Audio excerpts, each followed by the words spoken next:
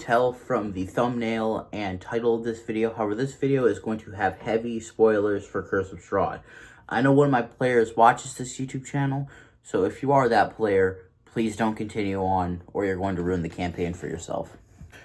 So this video is going to be going over some of the stuff that I've changed within the module, what I don't like and do like, and whether or not it is worth picking up.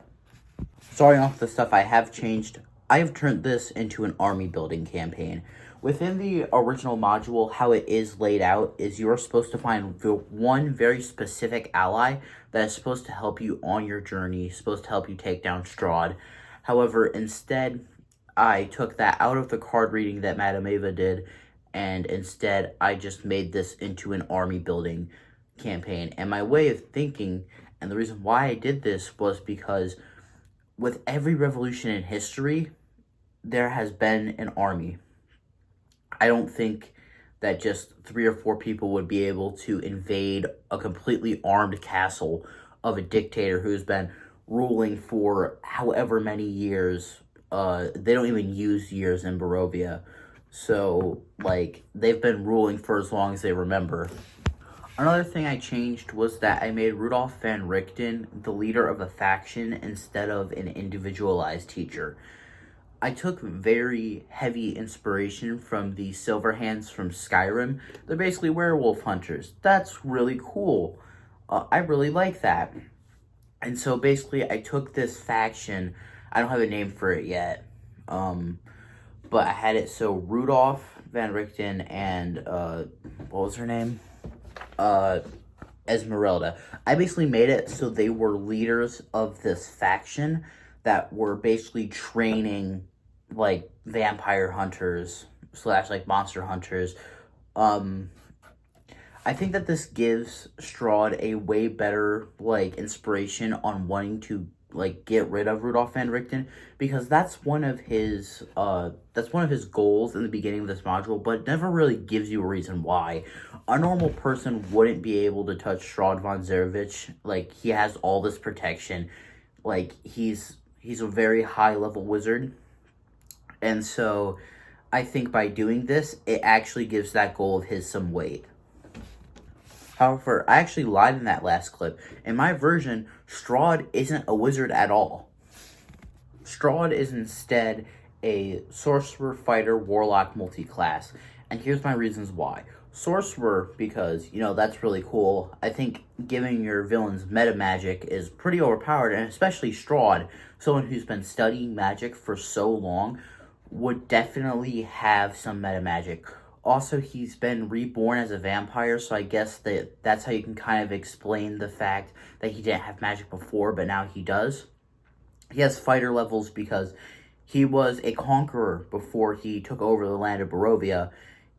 One of his goals, or like one of his biggest accomplishments, was defeating his dad's enemies, and whenever I thought of that, the first thing that came to mind was him in full plate mail armor, leading a battalion into battle with a sword in one hand and a shield in another, maybe a banner or like a cape on his back or something like that. And then he has warlock levels because, you know, he made a deal with the dark powers. He quite literally has the perfect setup for an undying warlock. And yeah, that's my reasonings for that. Now, do I think this book is worth picking up? Honestly, it really depends. If you're a game master that's picking this up only for the pre-written adventure, then it's really iffy. This book is more of a Barovia source book than a pre-written adventure. Yes, it gives you goals on what you should be doing and what you shouldn't be doing. However, whenever you open it up, the main focus of this book is the land of Barovia. And I kind of like that. It kind of makes it more open and free range. Basically, you drop your players into the story and basically say, hey, go find Madame Ava, go get the card reading. After that, you're pretty much up to do whatever you want until you have dinner with Strahd and then go defeat him. I think that that's really cool. Now, there is a flaw to this in some situations. In this book, you know, on the very back here, it says that I should go from level 1 to 10. And even if you do the death house, and even if you do visit a lot of the places, there's still going to have to be some filler in this campaign, unfortunately. It's going to be up to the game master to pretty much decide what they want to do with the other content, because there's only so much you can do. In between visiting places, you're pretty much visiting a place, going back to a city, maybe interacting with a faction that you have previously interacted with, and then going to a new place. It's pretty much like that, rinse and repeat until you come across Strahd. And I've read some, like, places online. I've read, like, on the subreddit and all that stuff that you should really level up your players once they start coming across Strahd, because Strahd isn't a stationary villain. He's going to come down from a spooky castle to fuck with the players every once in a while. I think once you start encountering Strahd, I think that's really when you start boosting up the levels, because this campaign in particular, and I've even noticed it with Out of the Abyss, it's kind of like you need to level them up whenever they do something cool or come across a new location.